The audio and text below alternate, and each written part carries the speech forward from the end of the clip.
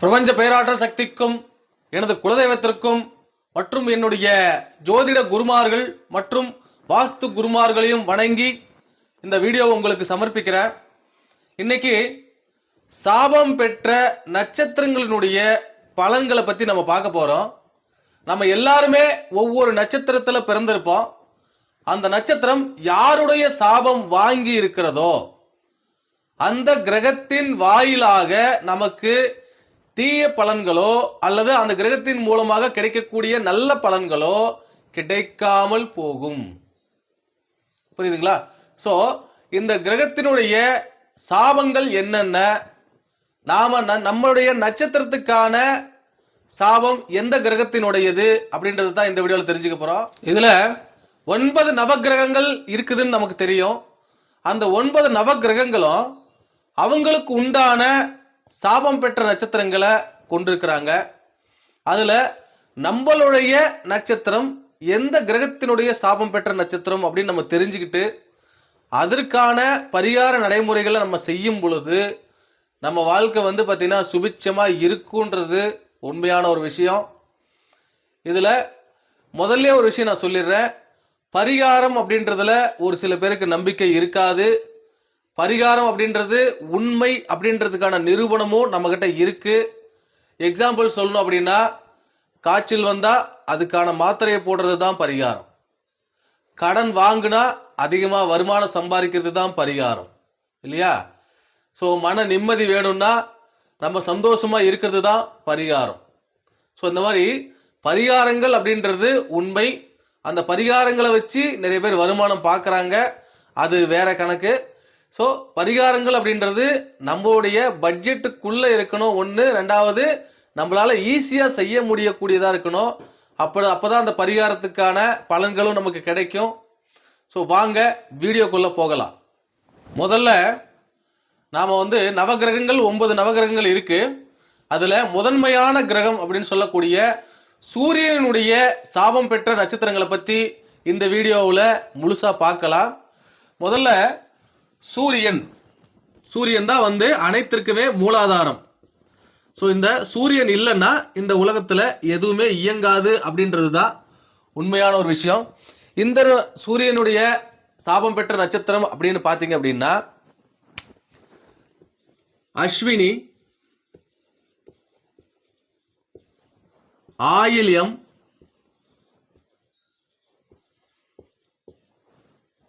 அனுஷம், பூரட்டாதி. So இதுல அஸ்வினி அப்படின்றது கேதுவினுடைய நட்சத்திரம், ஆயில்யம்ன்றது புதனுடைய நட்சத்திரம், அனுஷம் அப்படின்றது சனியினுடைய நட்சத்திரம், பூரட்டாதி அப்படின்றது குருவினுடைய நட்சத்திரம். சோ இந்த 4 நட்சத்திரங்கள்ல பிறந்தவங்க எல்லாருமே சூரியனுடைய சாபம் பெற்ற நட்சத்திரங்கள். சோ இப்போ இந்த சூரியனுடைய சாபம் பெற்ற நட்சத்திரங்கள்னால என்ன நடக்கும் அப்படின்னா, முதல்ல பாத்தீங்கன்னா சூரியன்னா யாருங்க?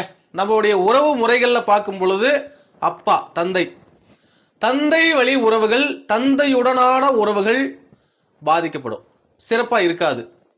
ரெண்டாவது, தந்தையின் மூலம் கிடைக்கக்கூடிய ஆதாயங்கள், அனுகூலங்கள் பாதிக்கப்படும். ஒண்ணு. ரெண்டாவது, சூரியன் தான் வேற யாரு? அரசாங்கம் அப்படின்றது சூரியன். சோ அப்போ அரசு மூலமாக நமக்கு கிடைக்கக்கூடிய விஷயங்களிலே தாமதப்படுவது, தடைபடுவது, அரசு ஆதாயங்கள் நமக்கு இல்லாமலே போவது, இதெல்லாமே நடக்கும். அடுத்தது சூரியனுடைய இன்னொரு உடல் சார்ந்த காரகத்துவம் பாத்தீங்கன்னா நம்மளுடைய கண்கள் சூரியன் தான். நம்மளுடைய வலது கண், இடது கண்ணுன்னு இருக்கு இல்லையா? இதுல கண்கள் அப்படின்றது சூரியன், இருதயம் அப்படின்றது சூரியன், முதுகு தண்டு வடம் அப்படின்னு சொல்றதும் சூரியன் தான்.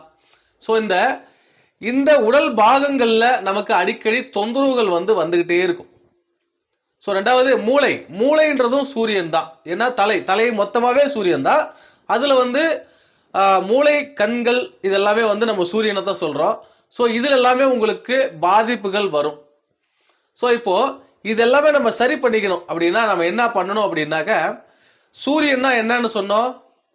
உலகத்துக்கே வந்து பார்த்தீங்கன்னா அவர் தான் ஜீவாதாரம்.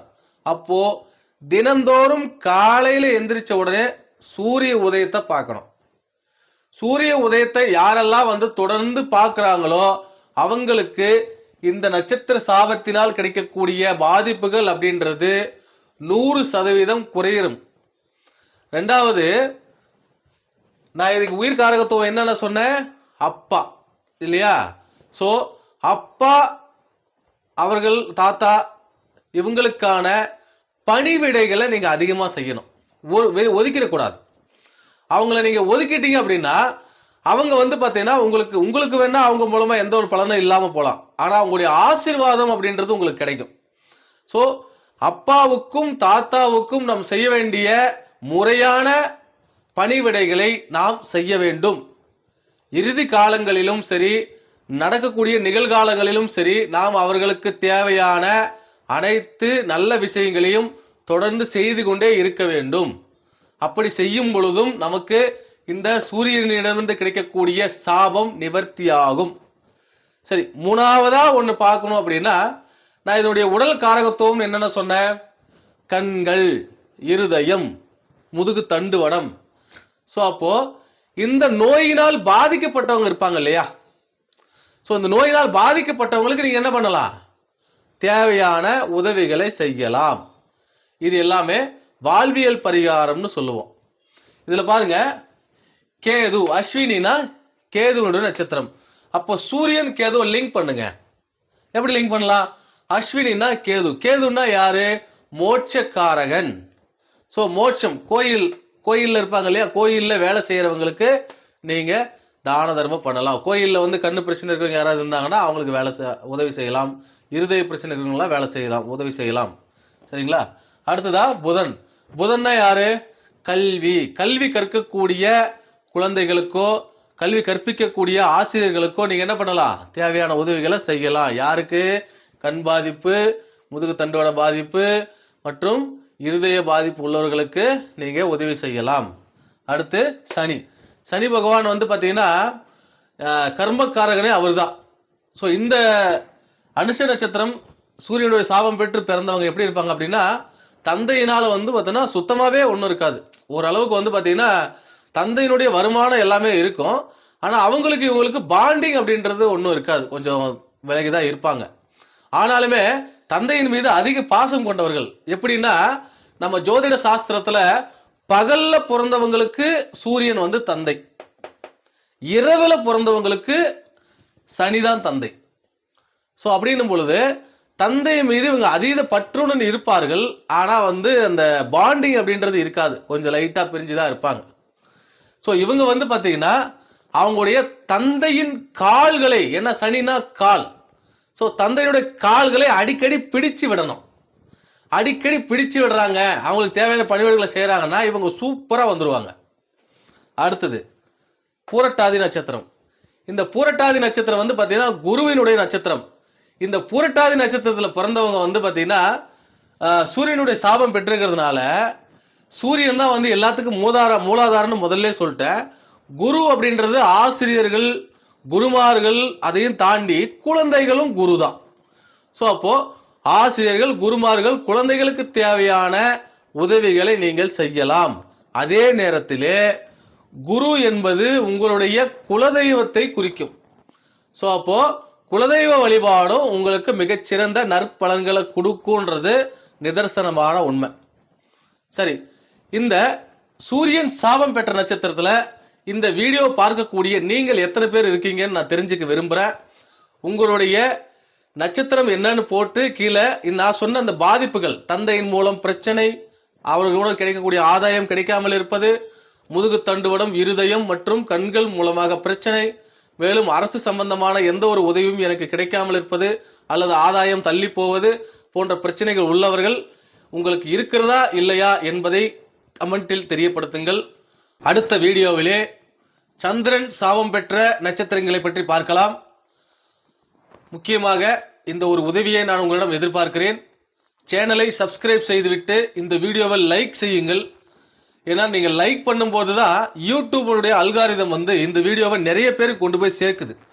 லைக் கம்மியாக இருக்கும்போது அந்த வீடியோ வந்து ஒரு குறிப்பிட்ட சர்க்கிள்குள்ளே நின்றுது. ஸோ இந்த பலன் வந்து பார்த்தீங்கன்னா அனைத்து நல்லுள்ளம் கொண்ட மக்களுக்கும் போய் சேர வேண்டும். ஸோ இந்த வீடியோவை லைக் பண்ணிவிட்டு சப்ஸ்கிரைப் பண்ணுங்கள், ஷேர் பண்ணுங்கள். உங்களை அடுத்த வீடியோவில் சந்திக்கிறேன். நன்றி.